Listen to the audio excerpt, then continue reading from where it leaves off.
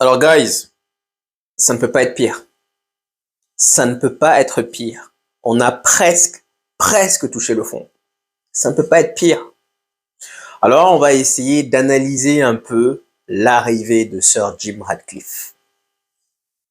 Welcome, Jim Ratcliffe.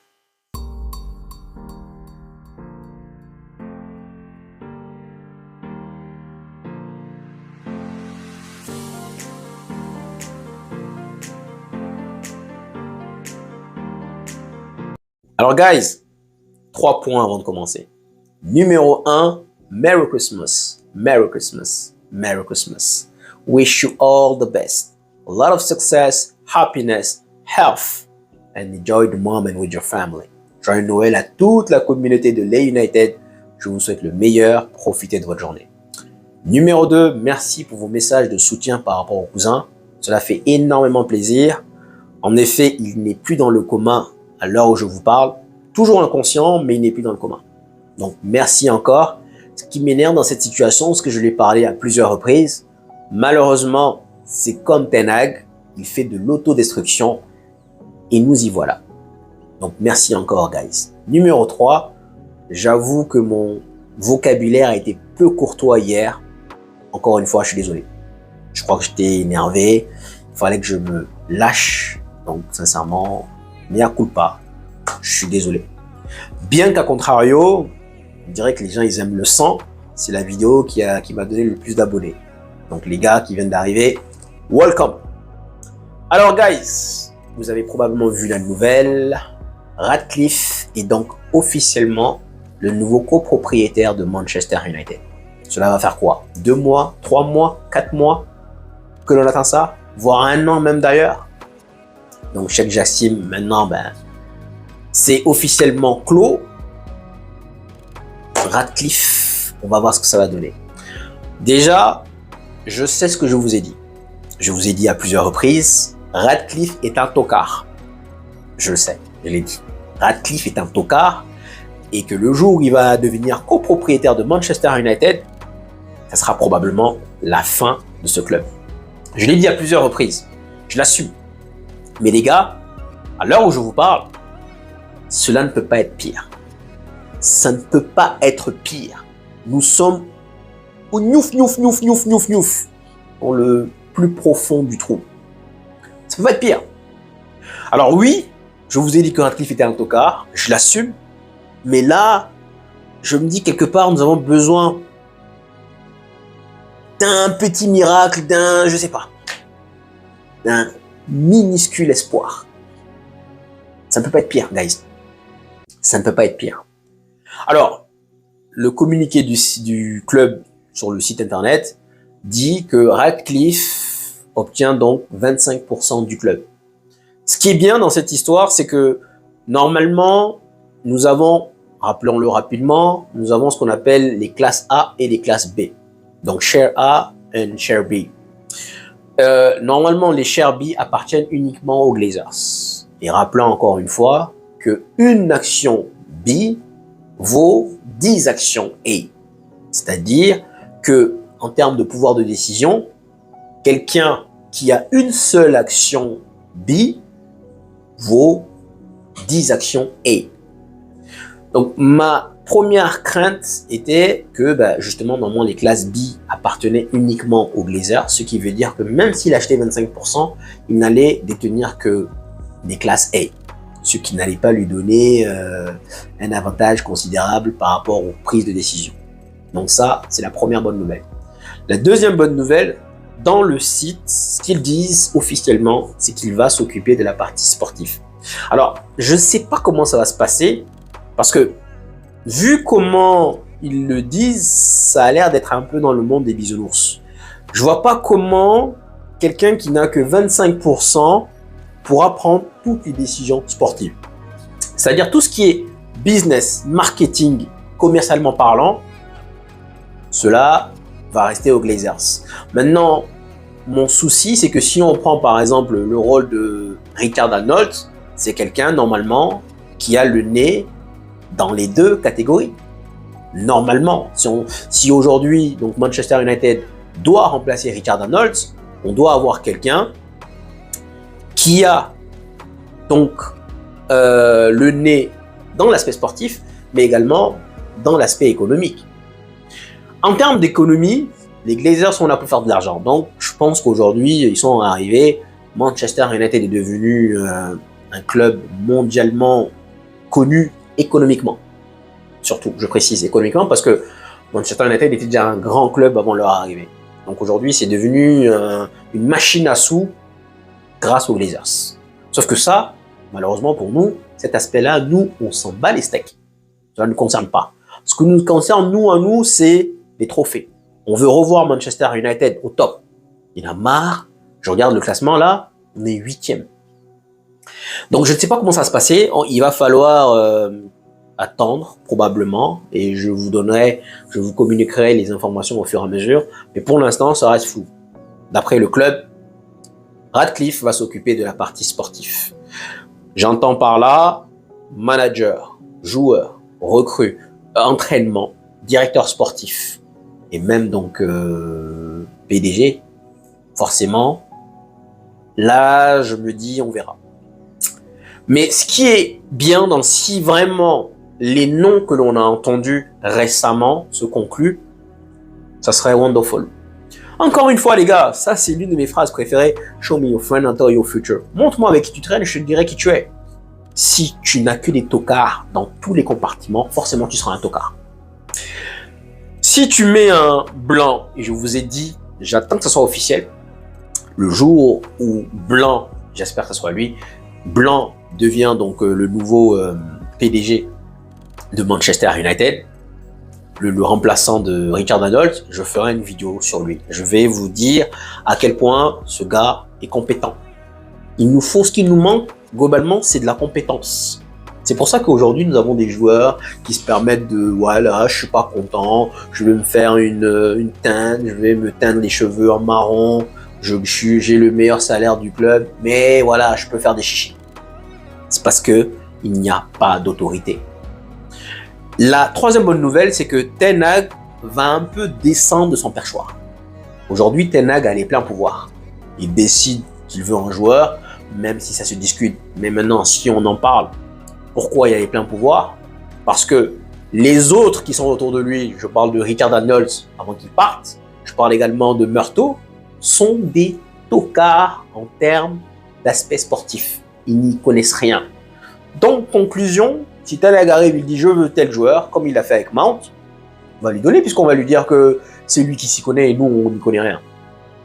Donc, troisième bon point, c'est que Ten Hag n'aura plus les pleins pouvoirs. Guys, aujourd'hui, venir s'entêter avec une direction qui ne marche pas, ça fait 4 matchs qu'on a marqué 0 but, venir s'entêter avec quelque chose qui ne marche pas, j'espère que cela va changer. Honnêtement. Parce que, honnêtement, peut-être je pense sincèrement, hein, ça va peut-être paraître bizarre ce que je vais vous dire, je pense que Ten Hag est compétent. Mais qu'il est, voilà, vous savez ce que j'ai envie de dire. Je ne veux pas le dire encore une fois, mais je pense qu'il est compétent, mais c'est juste qu'il manque de jugeote. Il n'est pas réfléchi. Alors peut-être qu'il faut quelqu'un qui va orienter ses pensées, orienter ses décisions. Un directeur sportif. Et donc la quatrième bonne nouvelle, c'est que normalement, c'est quoi l'apport d'un directeur sportif? L'apport d'un directeur sportif, c'est d'avoir un plan, un schéma de jeu. C'est-à-dire, et c'est là où je disais que Rangnick était la meilleure personne qui nous est arrivée, parce que il expliquait ça clairement dans ses conférences de presse. Sincèrement, honnêtement, hein, je le dis encore, si je pourrais avoir Blanc, Rangnick et Paul Mitchell, les gars, je serais aux anges. Je serais aux anges et je vous dirais step by step pourquoi. Rangnick, c'est un mec qui s'y connaît parfaitement dans ce qu'il fait.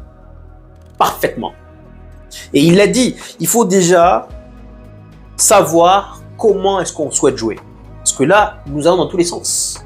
La dernière fois, on l'a souligné, nous avons encore des joueurs de Mourinho, encore des joueurs de Van Gaal, encore des joueurs de Ole. Quand on regarde les 3 managers, à la base, jusqu'Ole était un tocard et qu'il a fait du copier-coller Mourinho. Quand on regarde à la base, Van Gaal avait un style possession. Si vous vous rappelez bien, Van Gaal, on avait la possession de balle. Mais on ne tirait jamais. On allait faire fiou, fiou, fiou, fiou. On passe de corner à gardien. Donc, Van Gaal s'est orienté sur des joueurs capables de garder le ballon et de faire circuler le ballon. N'est-ce pas? Ensuite, on passe du coq à l'âne. Deux chemins complètement contradictoires. On passe de quelqu'un qui aime la possession à quelqu'un qui laisse le ballon à l'adversaire et qui te prend en contre. José Mourinho, bonjour.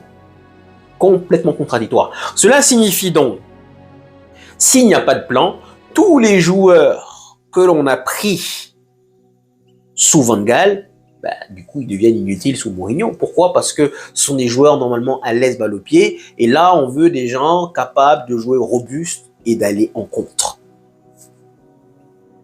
C'est énormément problématique. Ensuite, on part Olé, qui à la base a moldé, lui aussi, il avait un style de jeu transition rapide. Ça n'a rien à voir encore. Ça rejoint un peu Mourinho, mais ce n'est pas tout à fait ça. C'est juste que derrière, il a abandonné ses idées et il est venu avec un 4-2-3-1. Olé, normalement, si vous regardez dans Molde, le mec jouait en 4-3-3. Pourquoi c'est bien d'avoir une philosophie, un plan de jeu? C'est-à-dire que tu vas chercher les entraîneurs qui rentrent dans le système. Ce n'est plus l'entraîneur qui va venir dicter son système et que les joueurs, on va aller chercher les joueurs au hasard. Nous avons un système et par rapport à ce système, nous allons chercher l'entraîneur qu'il faut. Donc c'est l'entraîneur qui rentre dans le système et ce sont les joueurs qui rentrent également dans le système.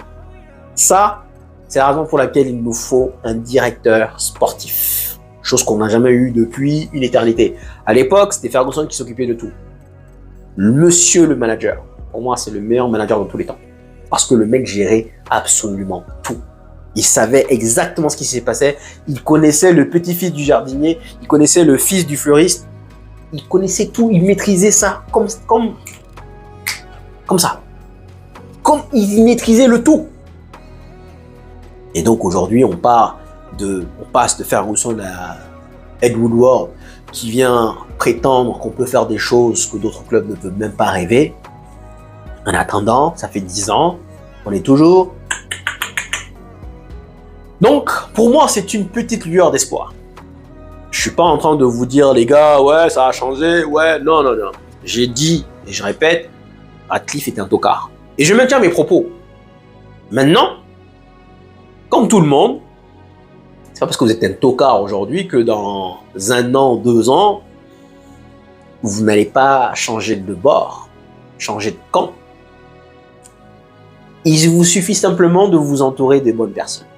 Vous êtes un tocard à l'école, vous êtes un tocard au travail, vous êtes un tocard dans le sport. Si vous arrivez à regarder et de vous inspirer des bonnes personnes, vous pouvez devenir un bon. Aujourd'hui, je maintiens mes propos. Ratcliffe reste un tocard. Maintenant, s'il s'entoure de Blanc, de Paul Mitchell et surtout de Rani Kais, est-ce que vous vous rappelez de Gegenpressing? Tous les fans mancuniens qui disaient Gegenpressing. Vous étiez en train de vous moquer de lui et aujourd'hui, voilà, tout ce qu'il dit était vrai. En fait, ce qui m'hallucine, moi, en fait, c'est surtout les joueurs qu'il avait proposés. Julian Alvarez, qui est parti à City, il a proposé Vlahovic, il a proposé, je sais pas, il a donné une fois la liste en conférence de presse. Je me suis dit, masterclass. Et tous ces joueurs-là, même Enzo Fernandez, il l'a proposé avant qu'il aille au Benfica. Il a proposé ça en janvier. Il est allé au Benfica, il a fait 1 an, 120 millions, Chelsea. J'estime quand même que c'est un bon joueur, même si Chelsea est en train de couler, j'estime quand même que c'est un bon joueur. Vous voyez, donc c'est quelqu'un qui a une vision, qui va aller chercher des joueurs, et même un coach. Si jamais aujourd'hui Ten Hag n'est plus l'homme qu'il faut, ça c'est la 4e. La 5e bonne nouvelle, c'est que la dernière fois je vous ai dit, même si Ten Hag ne peut pas se faire virer, les gars, vous savez pourquoi? Parce qu'il n'y a personne capable de le virer. Il n'y a personne dans les locaux. C'est-à-dire qu'aujourd'hui, il a perdu encore une fois avant-hier. Personne ne peut le convoquer. Personne n'est là. Il n'y a personne dans les locaux pour venir dire Ten Hag, viens. Donne-moi des explications. Personne. Maintenant que cela va se mettre en place, quelque part, c'est pas la même chose. Quand vous savez que vous avez les pleins pouvoirs et que vous savez que vous ne risquez rien, vous vous dites tranquille, il n'y a pas de problème. Mais à partir du moment où vous savez que là, quelqu'un, il y a une présence capable de vous éjecter, capable de vous dire, mon gars, voici la sortie, vous allez faire plus attention. Vous allez faire plus attention. Donc, la bonne nouvelle dans ça, moi, c'est par rapport au nom qu'on nous donne. Paul Mitchell, c'est quelqu'un que j'ai recommandé à plusieurs reprises depuis. Je ne comprenais pas le fait que le mec, il est de Manchester. Ça faisait longtemps qu'on en parle. Et jamais United et les Glazers, ce sont vraiment des... Mais les gars, encore une fois, ça ne veut pas dire que ça va régler tous nos problèmes. Mais déjà, nous mettre un directeur sportif, dicter notre jeu, nous donner une vision. Comme au Bayern, comme à City, comme à Arsenal. Aujourd'hui, comme à l'Ajax. Ten Hag, il était entouré. Mine de rien, même si aujourd'hui c'est un tocard, il était entouré par des personnes compétentes. Van der Sar, Overmars. Ce sont des gens du milieu qui connaissent le football. C'est-à-dire capables de détecter un talent, par exemple. Un banquier, il s'y connaît quoi? Nada. En chiffres, oui. On l'a vu d'ailleurs avec le chiffre d'affaires chaque année pour Manchester United. En chiffres, oui, mais en dehors de ça, nada. Donc, à quoi devons-nous nous attendre? Quand on regarde les gars Ineos, j'ai regardé un peu déjà Lausanne, ouais, le nom a failli m'échapper. Quand on regarde déjà Lausanne, qu'est-ce qu'il fait généralement? Le manager, il le change. Donc clairement, à l'heure où je vous parle là, Ten Hag doit commencer à avoir les sueurs froides. En plein hiver. Il doit commencer à avoir chaud. Il doit se dire, le match prochain, j'ai un train à gagner. Parce que le match prochain, avant, c'était encore des sous-entendus. Radcliffe deviendrait propriétaire. On le mettait au conditionnel. Maintenant, Radcliffe peut être donc dès ce mardi contre Aston Villa, dès ce mardi, il peut être dans les tribunes. Regardez. Chose qu'Abramovic faisait parfaitement. Ça te met un peu plus de pression. Parce que pour moi, les gars, je suis désolé, mais Ten Hag, il a besoin de pression. Et il y a une chose qu'il faut rajouter, c'est qu'on va avoir 300 millions injectés dans le club. Maintenant, comment on va répartir les 300 millions? Ça aussi, point d'interrogation, je n'ai pas la réponse. Maintenant, forcément qu'il y a le département féminin, il y a l'équipe masculine, il y a Carrington, il y a pas mal de trucs. Est-ce qu'il y a Old Trafford? Parce qu'Old Trafford aussi, les gars, il faut quand même le rénover. Maintenant, notre monde parfait aurait été Cheikh Jassim. Ça veut dire que les Glazers auraient été partis, gone, ciao. Donc les Glazers seront bye bye, gone. Et derrière, on allait avoir de l'argent, on allait rénover Old Trafford. Bref, aujourd'hui la dette va rester intacte, il n'y a rien qui va changer. Comme j'ai dit, on prend. Malheureusement, on prend. On aurait voulu avoir une Lamborghini, une Ferrari. On va tomber sur la Twingo, on va prendre les mecs. Twingo, c'est toujours mieux que de marcher quoi. Donc on prend. On prend. J'attends que les propos se confirment, les gars. Et peut-être qu'on a touché le fond. Peut-être qu'on a touché le fond. Vous savez, il y a quelque chose que je dis souvent par rapport à la natation. Pardon.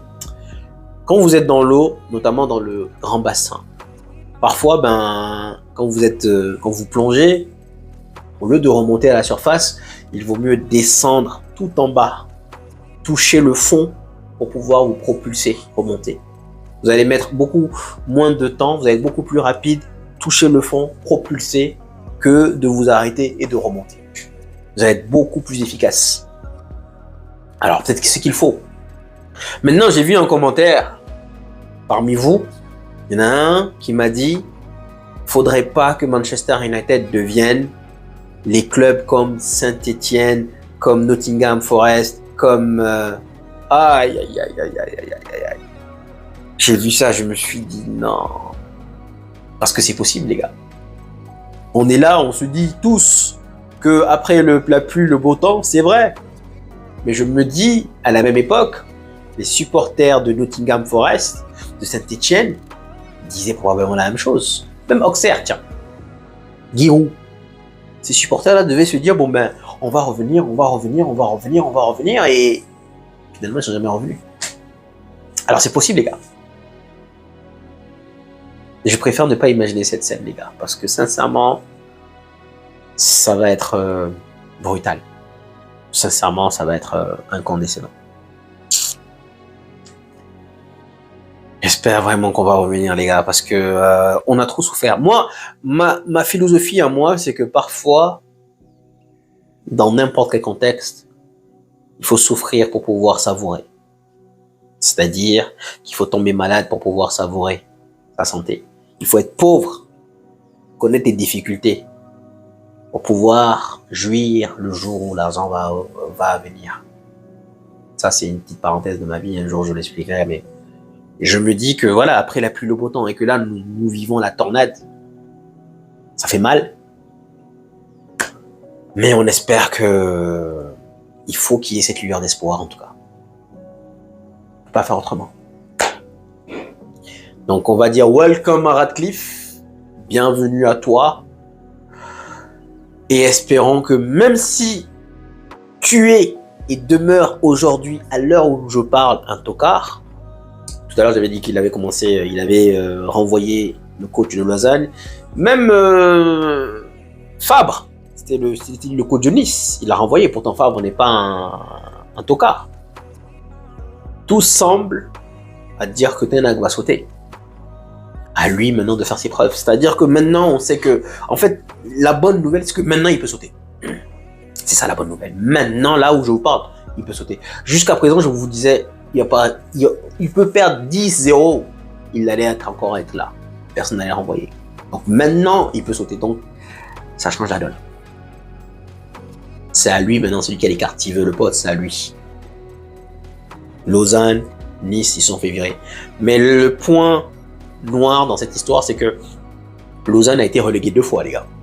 C'est pour ça que je vous dis que Radcliffe, c'est un tocard. C'est pas géré. Nice, cette année, apparemment, ils sont deuxième. Moi, j'ai pas regardé le classement depuis, mais ils sont deuxième pour l'instant. Je sais pas ce que ça a donné, mais ils sont deuxième. Ils ont quand même mis 4 ans. Comme hier, je disais, il faut faire des erreurs. Donc, apparemment, il a fait des erreurs. Et la bonne nouvelle, c'est qu'on me disait, début de saison, que les erreurs ont été corrigées et rectifiées. C'est ce que Ineos avait affirmé. Et on le voit, ils sont deuxième. C'est très difficile d'aller compétir avec PSG, mais là, ils sont deuxième. Ils sont deuxième. J'espère juste qu'on va pas encore attendre 4 ans, les gars. Liverpool a mis 30 ans. Hein. Là, on se plaint. Mais dois-je rappeler quand même que Liverpool a mis 30 ans. 30 ans, les mecs. Est-ce que j'aurai la patience d'attendre 30 ans? Je me pose la question. Je crois que non, guys. Donc voilà. Il n'y a plus qu'à espérer. Prier. Guys, merci à vous tous, sincèrement. Prenez soin de vous et profitez de votre journée.